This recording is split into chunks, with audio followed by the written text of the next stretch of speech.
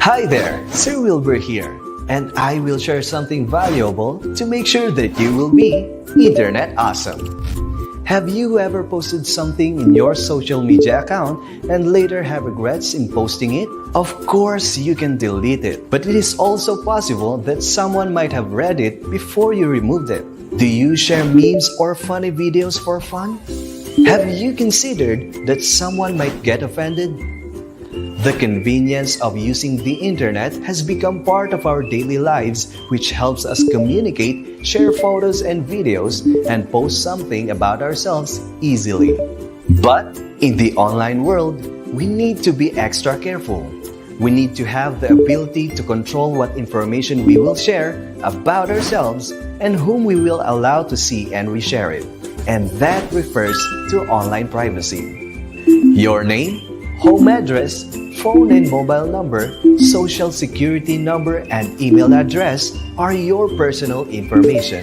It's a good idea to make a rule for yourself not to share this kind of information online.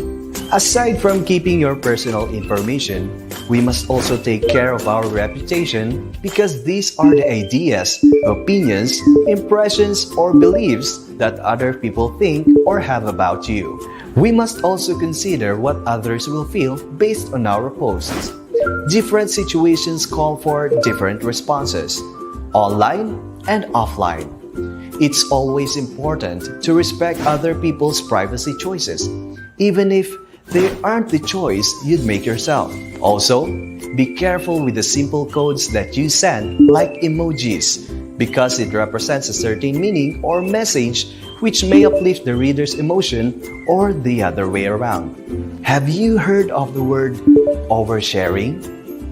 It refers to sharing personal information or just too much about yourself in a certain situation or conversation online. What's the risk? You might become so familiar in doing it that you are unaware that you are already sharing information about your private life. This is harmful not just for you, but also to your loved ones. The internet can be a safe or a dangerous place for us. It will really depend on how we will utilize it.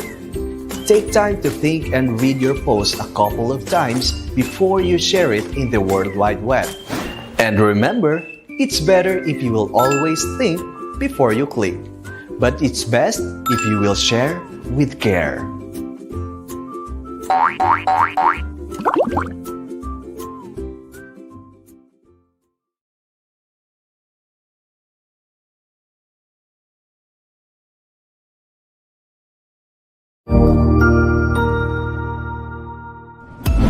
Mabuhay! Isang mapagpalang araw sa ating lahat.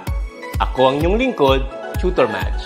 Welcome sa ating ETUlay, ang ating libreng online tutorial na hatid ng ating kagawaran ng edukasyon, ICTS EdTech. Ang programang ito ay inaasahang makatutulong at maging karagdagang kaalaman sa mga mag-aaral mula kinder hanggang senior high school, ALS, Alive, at SPED learners. Bukod sa pagsagot ng mga modules, ang ETUlay ay may mga special programs din na siguradong aabangan ninyo araw-araw. Katuwang ang ating mga minamahal na mga magulang at guro ay maitutulay natin ang pagkatuto. Kaya, ihanda na ang inyong module, lapis, papel o kwaderno. Ihanda rin ang isip, mata at tenga sa isa na namang makabuluhang aralin. Tayo nang matuto kasama ang inyong volunteer online tutor sa oras na ito.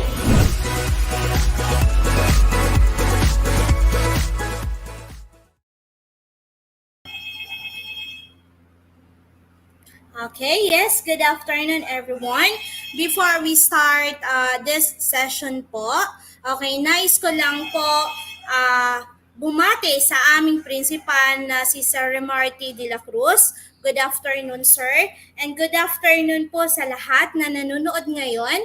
And shout out po sa mga estudyante na ngayon po ay sumusubaybay at hanggang ngayon po ay nandito pa rin sila para matuto ngayong hapon. Okay, shout out po kay Maricel. Okay, watching then. Okay, kay Kate, Rafael, Janet, Maricel. Okay, Kate from Baroyo High School, SDO Pampanga. And then shout out po sa advisor niya na kay Miss Jessica Manalansan, Rafael from Caloocan City. And then, okay, so we have from Kalupang National High School, Marikina po. Okay, good afternoon po sa lahat. Okay po, I'm Tutor Jolie, ang makakasama nyo ngayong hapon. Okay po, so ito po ang session natin na ako lang and then si Tutor Rose Ann po ay makakasama natin sa mga susunod. Okay po, and mapapanood nyo rin ito sa DepEd Edtech Unit, DepEd tayo. And then sa YouTube, DepEd Philippines, DepEd Edtech, DepEd TV. Okay, so once again, okay po mga anak, pakishare po sa mga kaklase nyo na live tayo ngayon at mag-comment din po sila.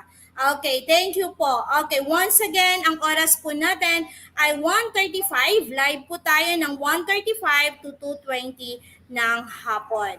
Okay po, before we start, so ang review muna natin, talakayin natin yung problem of the week natin last week, mga anak. Okay po, yung problem of the week natin last week is, okay, square root of 75. We're going to think of the two consecutive perfect square integers where 175 is in between them. Okay? So, mag-isip tayo. Ano yung dalawang two consecutive integers, okay po, perfect square na nasa gitna po ang 175. Okay, so we have the solution natin. Okay, so we have, ang magkasunod po na perfect square is 169. Okay po, so we have, ayan mga anak, 169 and 196. Okay, so yun po yung dalawang perfect square na magkasunod. Okay, na nasa gitna po yung 175 natin. So we have 169 and 196. Okay, so kunin natin ang square root po ni 169 and 196.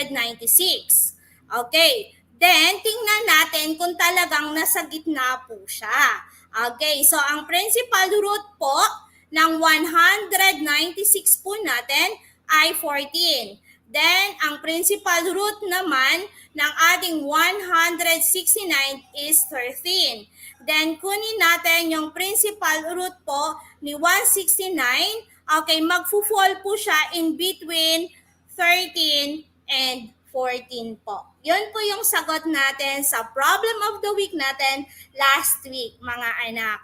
So, now, we have, okay po, so sabi ko nga, okay, so patapos, ilang push na lang, tapos na yung quarter 1 natin mga anak. So we have now our topic for this session po, quarter 1, week 7 and 8, estimating the square roots of whole numbers and plotting irrational numbers and subset of real numbers. Okay, yes, Krisha. Okay po, good afternoon po sa lahat. Yes, Cedric, good afternoon po anak. Okay, so our objectives for this afternoon, letter A, estimate the square root of a number to the nearest hundredths. Okay, tandaan po ha, we're going to estimate the square roots of a number to the nearest hundredths. Okay, and the next one, illustrate and graph the approximate location of irrational numbers on the number line. And the last one, we have illustrate the different subsets of a real numbers. Okay po. So, yes, we have. Okay, good afternoon. Kylie po. Okay, good afternoon from SDO Pampanga and shout out po sa advisor nila. Okay, shout out po and good afternoon Ma'am Jessica Manalansan. Okay, before we start our discussion, review muna tayo. Okay, so directions natin. Choose the letter of the best answer and write the chosen letter on a chat box. We have for the first question. Which whole number is closest to square root of 46? Okay, whole number ha mga anak, tandaan nyo, whole number po. Okay, so we have A, 5, B, 6, C, 7, and D, 8. Okay, pag-isipan po, ano kaya whole number, mga anak ha, whole number, okay, is closest to square root of 46. Sige po, antayin ko po yung sagot. Again? Okay, yes, good afternoon. Check mine. Good afternoon po. Okay, so what is the answer? Which whole number is closest to square root of 46? We have? Okay po. So the answer is B, that is 6. Yes, very good, Alexandra. Okay, next one. Next question is, which of the following is the perfect square number? Closest but less than 20. Again, which of the following is a perfect square number? Closest but less than 20. We have A, 16, B, 19, C, 22, and D, 25. Again, which of the following is a perfect square number closest but less than 20? A, 16, B, 19, C, 22, D, 25. Again, perfect number po ha. Perfect number. Okay? Perfect number closest but less than. Okay? Mas malapit sa 20. Pero, mas mababa sa 20. Ano po kaya ang sagot? Okay po. So we have, yes, Jasmine, very good. So we have A, 16. Next one. Which of the following is a perfect square number closest but greater than 36? Ito naman mga anak, greater than, ibig sabihin no, mas malaki sa 36. Which of the following is a perfect square number closest but greater than 136? Okay, so we have A, 100, B, 138, C, 144, D, 169. Again, perfect number. Okay, pipili kayo. Perfect number closest but greater than 136. Ano po kaya ang sagot? Perfect number siya ha, na mas malaki sa 136. Okay? So, very good. Okay, Jasmine, yes, very good, anak. The answer, yes. Okay, so the answer is letter C. That is 144. 144 is a perfect square then greater than 136. How about number 4? Okay, next question. What is the square root of 15 to the nearest hundredths? Okay, what is the square root of 15 to the nearest hundredths? Okay, so we have A, 3.01, B, 3.27, C, 3.52, and D, 3.87. Again, what is the square root of 15 to the nearest hundredths? A, 3.01, B, 3.27, C, 3.52, and D, 3.87. Okay, so what is the answer? Yes, thank you for your answer. Very good answers, mga anak. So we have, for number 4 is, okay, so the answer is 3.87. Kukunin na po natin. Okay, we're going to get the root of 15. Then, okay, yung pinakamalapit po, that is, ang root po niyan is 3.87. We have number 5, estimate. Estimate square root of 78. Yes, very good, Kate. Very good, Samantha, for your answer. Yes, very good po, mga anak. Okay, for number 5, estimate square root of 78.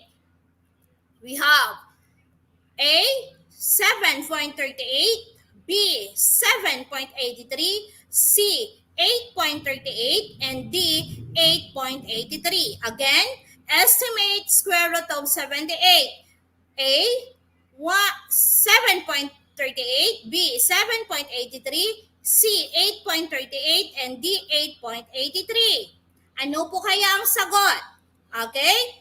Estimate lang natin. Kunin natin ulit. We're going to extract 78. Ano kaya ang lalabas na sagot? Okay, so we have Kate. Yes, very good.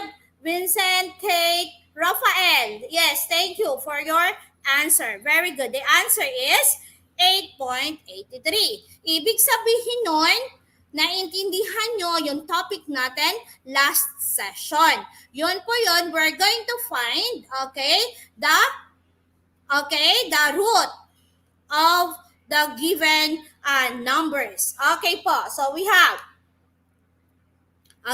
now our topic is estimated root of irrational numbers. So i-estimate natin. Okay, so we have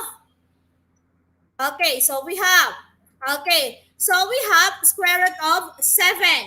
Okay. So, titignan natin kung saan po malapit si square root of 7. Okay po, kung saan po siya naglalay. Kung saan po siya, napagitnaan ng dalawang magkasunod na perfect number. Okay po. So, meron tayo. Okay, so we have, the first one is, square root of 4. Then, we have, the next one is square root of 9. Okay, si square root of 7, makikita po natin in between. Okay, nasa gitna po ni square root of 4 and then ni square root of 9. Okay po? Okay po. So, we have,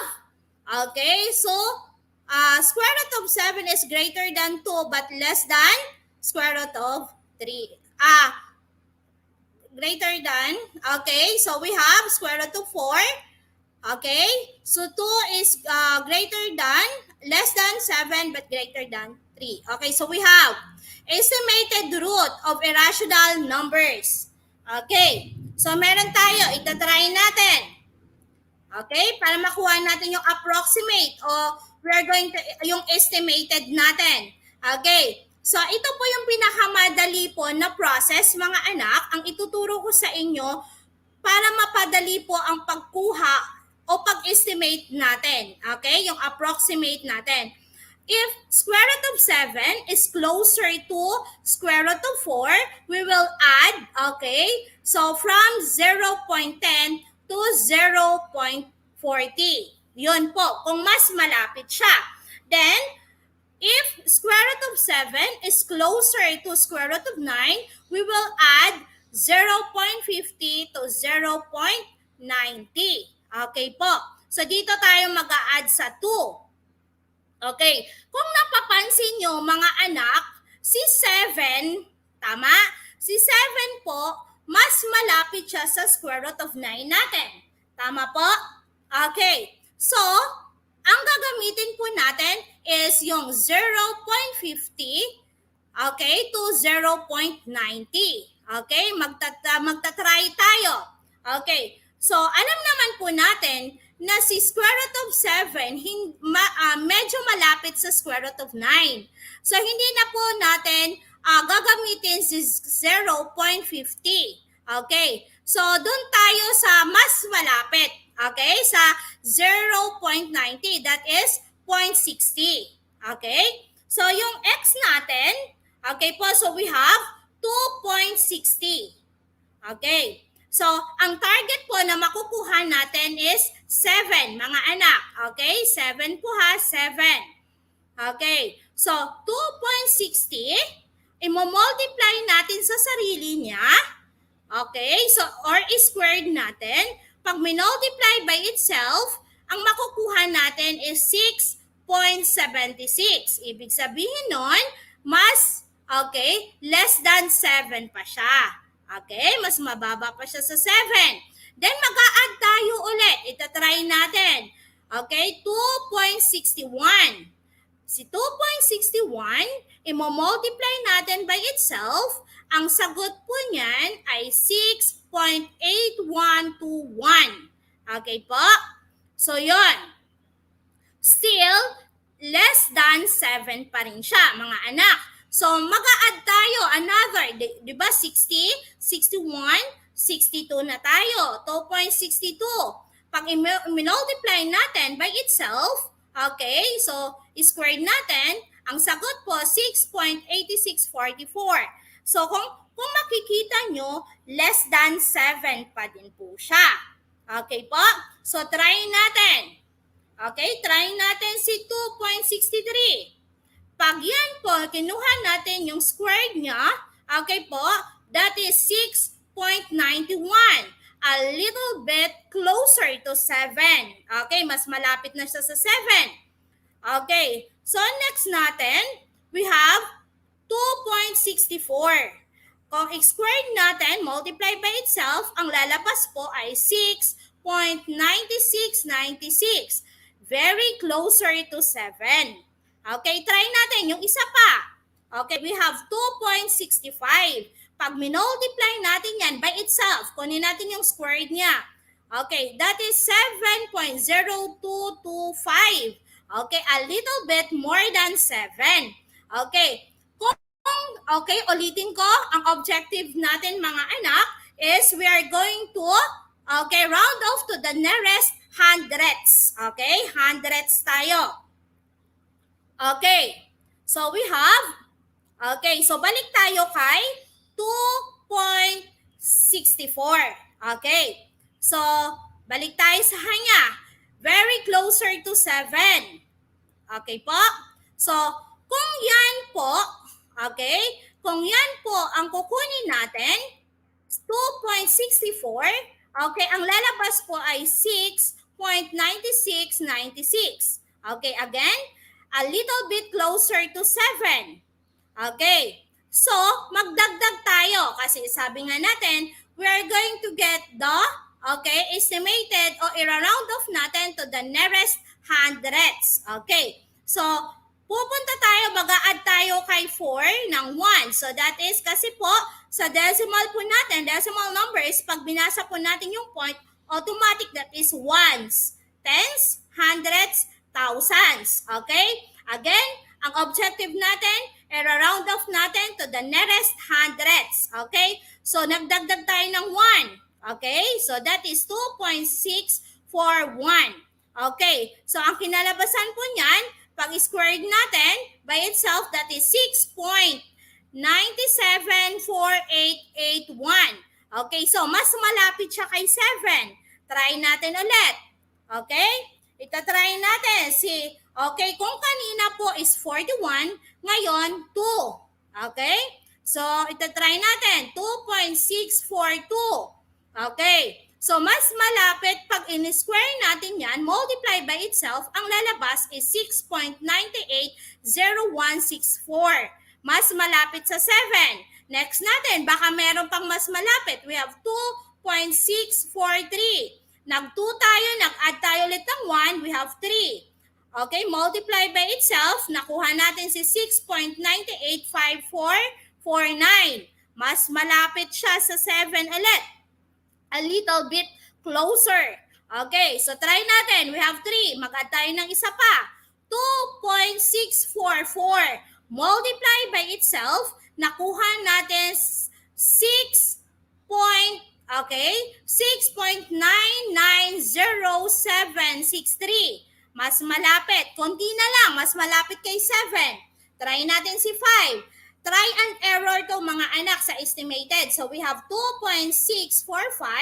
Okay, so nakuha natin 6.996025. Very closer to 7. Okay po? Okay. So, dahil dito, okay, kung lalagpas pa tayo sa 6, susobra na siya. So, ang kukunin natin si 2.647. Then, ang gagawin nyo, mga anak, okay, by plotting, okay, pag pinlat natin, kailangan i-round off natin siya sa hundredths place lang. Kasi we have ones, tens, hundred, thousands. Okay, so ang sinundan po ni 5 is 4. Ito yung hundredths place natin. Tama? Okay, i-round off po natin dahil ito ay 5 up. Di ba sabi natin, pag 5 up, mag-a-add tayo ng 1 doon sa sinundan niyang number.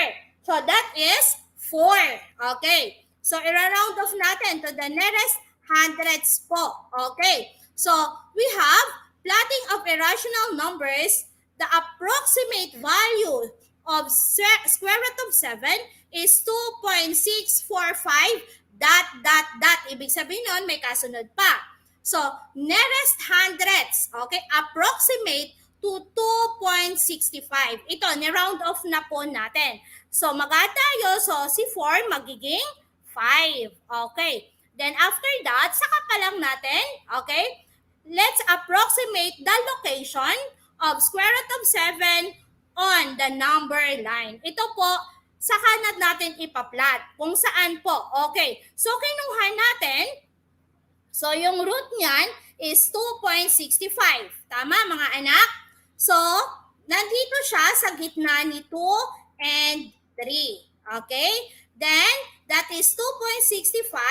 Usog lang tayo konti kasi ito po yung 2.50. So, okay, ito siya. Usog lang tayo konti. So, nandyan po si square root of 7. Okay po. Next po tayo. We have, okay, another example. Estimated root of irrational numbers. Okay. So, ang kukunin natin, okay, si 2. Square root of 2. Saan kaya magfo-fall siya? Okay, we have square root of 1. Nasa gitna siya ni square root of 1 and then square root of 4. Okay po. So, 1 is, okay, less than 2 but greater than 2. Okay po. Ayan po. Si 2. Okay, siya naman po yung natin, kukunin natin. Okay, so we have, okay, if 2 is closer to square root of 1, we will add, okay, 0.10, 0.10 to 0.40. Ito na po yung pinakamalaking i-add natin. Okay, then, if square root of 2 is closer to square root of 4, we will add 0.50 to 0.90 po. Okay po. So, yun po. Si square root of 2, okay, square root of 2 po. Okay. If you observe po mga anak, kitang-kita naman po na mas malapit siya kay 1. Tama po? Okay, kung malapit siya kasi katabing-katabi lang ni 1 si 2, okay, so ang gagawin po natin, yung i-add po natin is 0.10 to 0.40. Tapos, okay, start na po tayo dun sa pinakamalaki. Okay, so that is 0.40. Yun po na i-add natin. So, 1, okay, 1.40. Okay, so square natin sa sarili niya, makukuha natin si 1.96. If you observe mga anak, yung target natin is 2.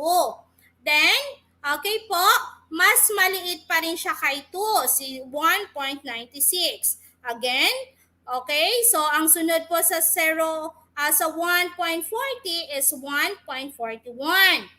Squared natin sa sarili niya, okay, ang makukuha natin is 1.9881.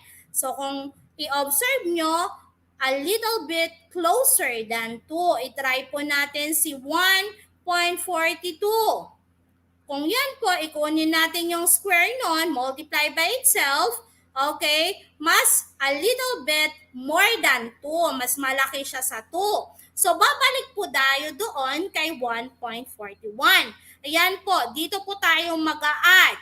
Dito po tayo magdadagdag hanggang po sa makuha natin yung target natin na 2. Okay, so we have 1.41. Okay, so sabi nga natin, multiply by itself, si 1.41, makukuha natin yung 1.9881. So, medyo mas malapit konti. Ano po? Then, okay, add tayo ulit. Kasi ito 1, add tayo ulit. We have 1.42. Okay, kung mapapansin nyo, pag nandito na tayo sa 1.42 multiply by itself, susobra naman tayo. Okay, ng konting-konti lang naman. Okay, so ibig sabihin nun, babalik tayo doon kay 1. Okay, 1 for 1. So, ang i-add lang natin, okay, ito po, hundredths place pa lang tayo. So, mag-a-add tayo, magiging thousands place na. So, ones, tens, 100,000. So, nasa thousands place na tayo. Then, multiply by itself, kung kukunin natin yung square ni 1.411, okay, ang lalabas po is 1.990921. Okay? So, ibig sabihin nun, konting-konting malapit na siya kay 2. Okay? So, nasa thousands place na tayo, ang mga anak. Mag-add tayo ulit ng isa. Tingnan natin. Okay, 1.412. Okay, multiply by itself. Makukuha natin si 1.993744. Okay, a little bit closer to 2. Okay, try tayo ulit. Okay, so dito tayo kay 1.413. Okay, try natin si 1.414. Multiply by itself, nakuha natin ang 1.999396. Okay, so very closer to 2. Okay, add tayo ulit para ma-sure natin na si 1.414 lang ang kukunin natin. Ganun po lagi, huwag kayong mag-stop anak kasi try and error po ito. So, 1.415, okay, multiply by itself. So, nakuha natin si 2.00225. So, ito naman, okay, if you observe, okay po, mas malaki po siya kay 2. Eh, ang target lang po natin, mga anak, is 2. Okay po, is 2. So, babalik po tayo din kay 1.414. Okay, bakit tayo babalik? Ito na po yung estimated natin. Okay, again, ang objective natin, okay, so we're going to, okay po, we're going to, hundredths place lang po. Okay, i-round off natin into hundredths place lang. Okay, so we have, ipa-plot na natin siya. Plotting of irrational numbers, the approximate value of square root of 2 is 1.414 ... Ibig sabihin nun, may kasunod pa yan. Kaso po, ang objective natin, round off lang tayo in hundredths place. Okay, so nearest hundredths, approximate. Okay, approximate. Okay, hindi exactly 2 ha, approximate lang tayo. So that is 1.41. Then kung nakuha na natin yan, pwede na natin siyang ipa-plot. Okay, let's approximate the location of square root of 2 on the number line. Okay, so yun po, sa number line na natin siya ilolocate kung saan ba banda si square root of 2. Yes, Kate? Yes, very good, anak. So 1.99 is very closer of 2. Yes po. Kasi kailangan, okay, alamin po natin muna yung directions, okay po, sa plotting of irrational numbers, saka po tayo magsagot. Kasi minsan po, yung iba sa atin, okay, nagsasagot dahil alam na natin paano natin laruin po ang irrational numbers, paano natin isolve. Ang ginagawa po natin without any understanding, hindi natin binabasa, hindi natin iniintindi yung direction ni teacher. Ang ginawa natin, nagsagot na tayo. Eh yun pala, ang utos, ang directions po natin is you're going to round off to the nearest hundredths, approximate. Eh ang ginawa mo, sagot ka lang ng sagot. Hindi mo inintindi yung direction. So dapat, Okay? Balik-balikan natin yung direction ni teacher bago tayo magsagot. Ano po, mga anak? Importante po yung direction ni teacher. Okay po. So let's approximate the location of square root of 2 on the number line. Okay, so kunin natin. So we have that is 1.41. Okay, kasi 4 siya, di ba? Less than 5. Sabi nga, di ba? Pag less than 5 daw, remain daw yung number na nira-round off natin. Okay po. So we have, nasa gitna siya ni 1 and 2. Dahil 1.41 siya, okay, move lang tayo ng konti. Okay, nandito po siya. 1.41. Okay po, mga anak? Okay, opo. Yes, very good po. Okay, so yun po. So, lagi nating tatandaan.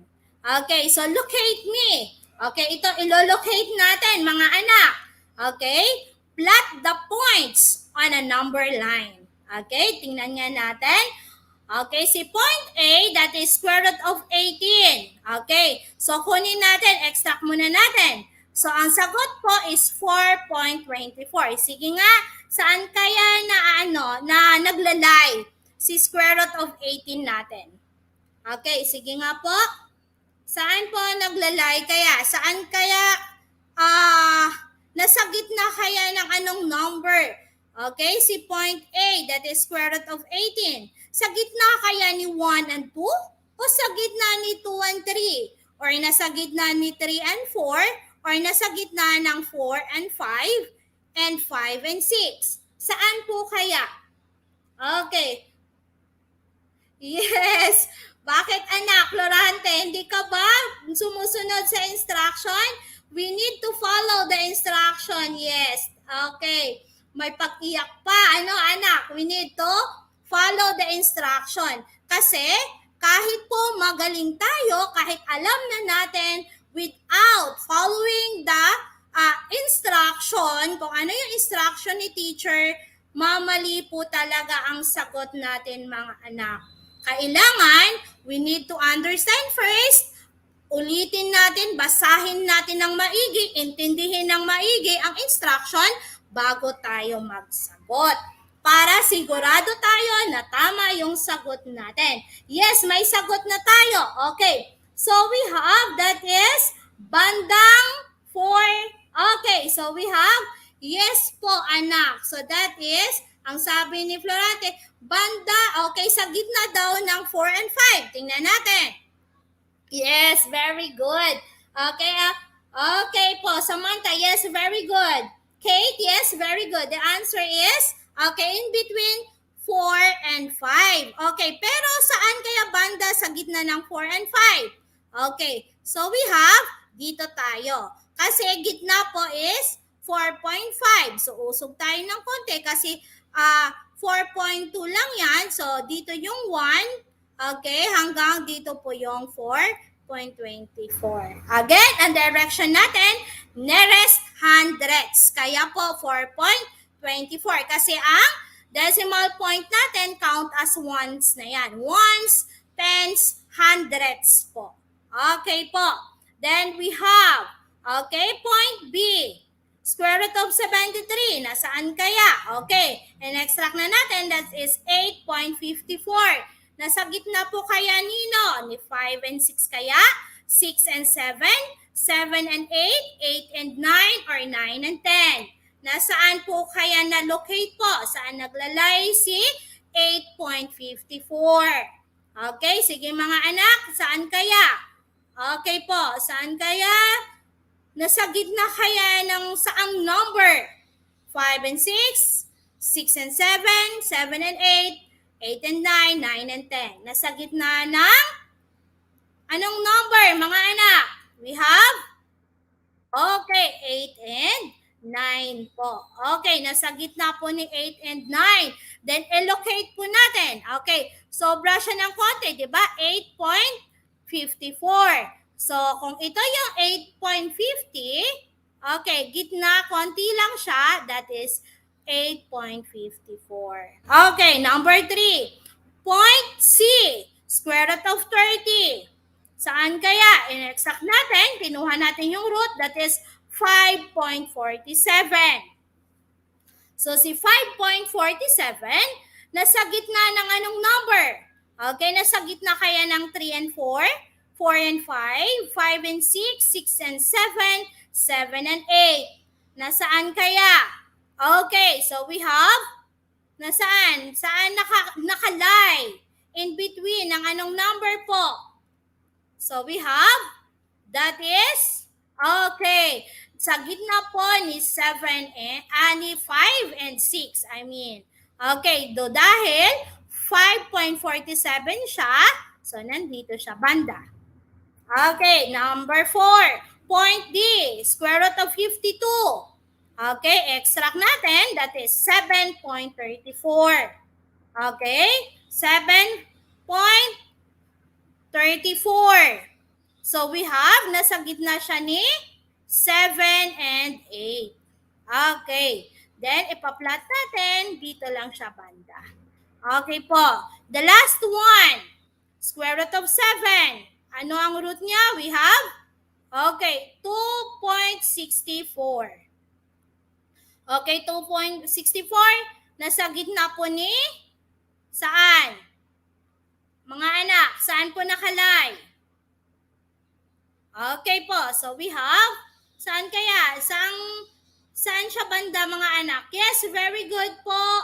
Janet, Rafael, Alexandra, okay, so Krish, then Crystal, Samantha, Lori Lee, Precious. Okay, thank you for your answer. Salamat po.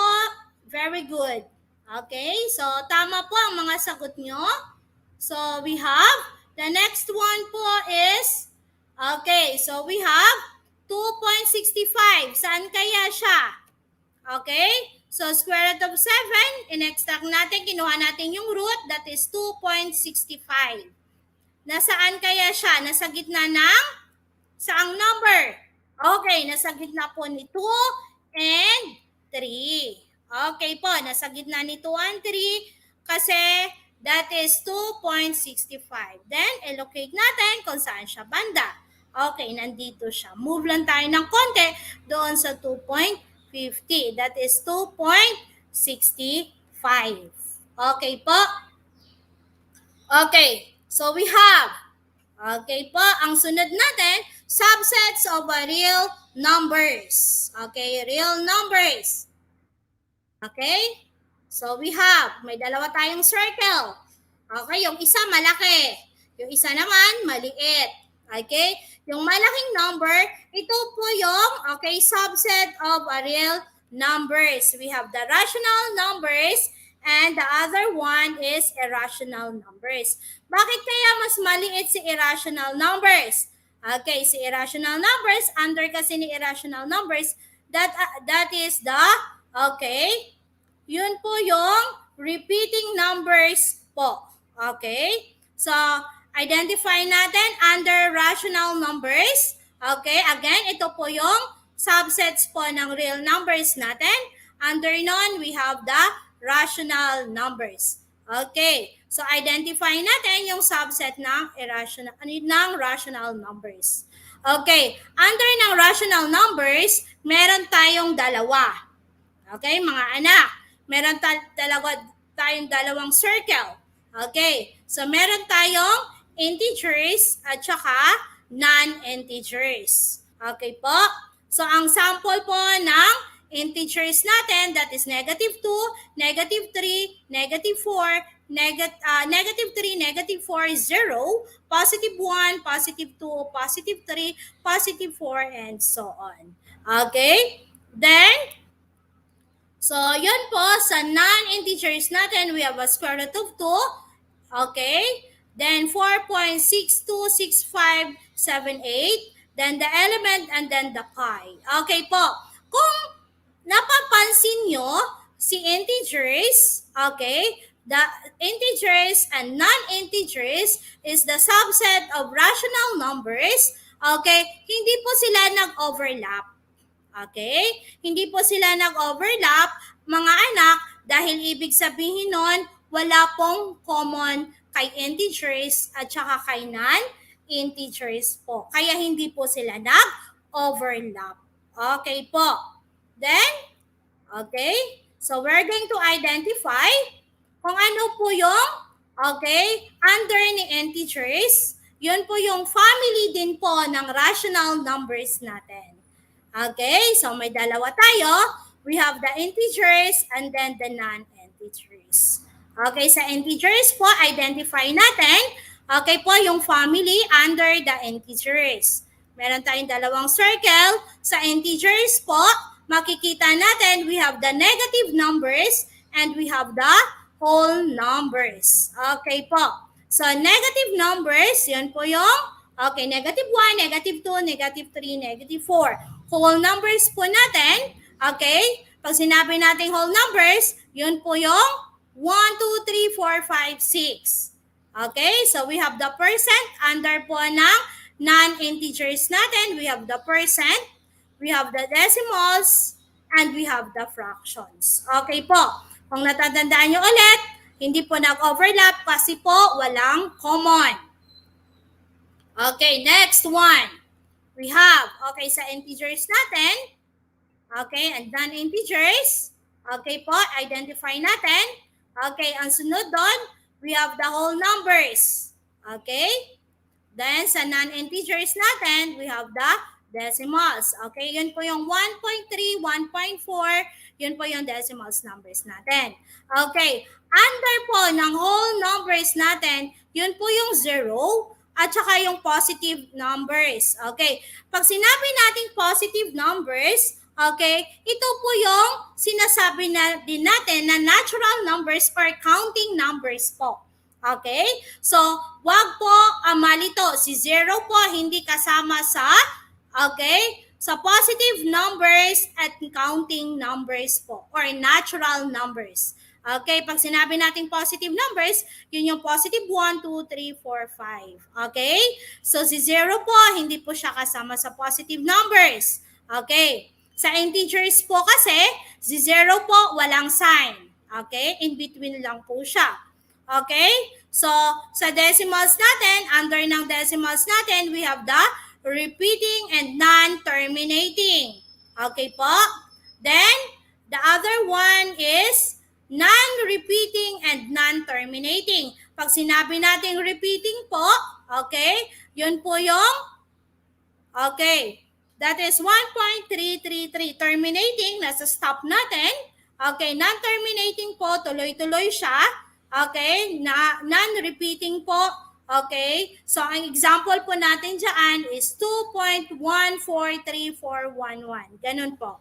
Okay, so yan po yung family po ni integers. Under ni integers po, we have the whole numbers. Then under po ni whole numbers, we have the 0 and positive numbers. Sa, okay, in non-integers naman, under po nun, ito po yung magiging family niya. We have the repeating and non-terminating, then non-repeating and non-terminating po. Okay po. So, kung nakikita nyo kanina, okay, kung babalikan po natin, in-identify natin yung subset po ng real numbers, we have the rational and irrational po.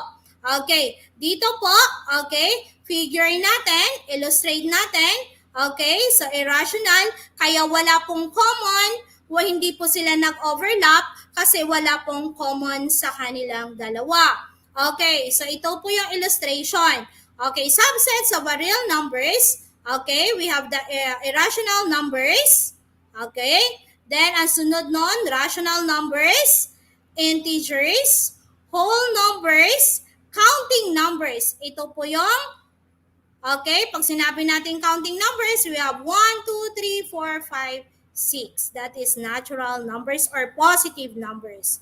Okay, the left figure on the left, okay, is a Venn diagram that shows the relationship of the various kinds of numbers in a real number system. Okay po, ito po yung subsets po natin. So, tandaan, ang rational at saka irrational, kaya wala po sila kaninang overlap kasi wala pong common sa kanila. So, ito po, pinakita natin na talagang pinatunayan na wala po talagang common sa kanila. In-identify lang natin yung family, okay, under the rational and irrational numbers po. Okay, so that is, okay. Okay po, yun po yung, dyan po nagtatapos ang ating discussion this afternoon. Mga anak, huwag kalimutan po na i-share, i-like, yung ating session today. Okay po, kailangan po i-share din sa mga kaklase para po meron silang guide para sa pag-aaral nila. Para po lahat tayo ay, maging matalino at matuto tayo ngayong hapon sa ating discussion. Okay, so we have, thank you mga anak, thank you po sa participation this afternoon po. Okay, so ito po yung ating makikita nyo yung group natin, mag-join po kayo. Then hindi lang kami yung i-share nyo, yung iba din po natin online tutorial po sa ETUlay. Okay, ang sunod natin dito ay grade 8 na po. So i-share nyo sa mga kaklase nyo, okay, sa mga kakilala nyo para naman makatulong tayo sa kanila. Okay, bye-bye po mga anak and good afternoon again sa lahat.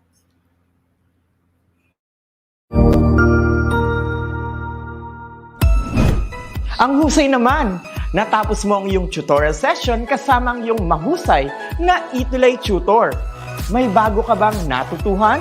I-share na yan gamit ang hashtag ETUlay Level Up. Huwag aalis ha dahil may susunod pang programa na pwede mo ring panoorin at salihan dahil naghihintay na ang iyong mga tutors. Happy learning dito sa ETUlay!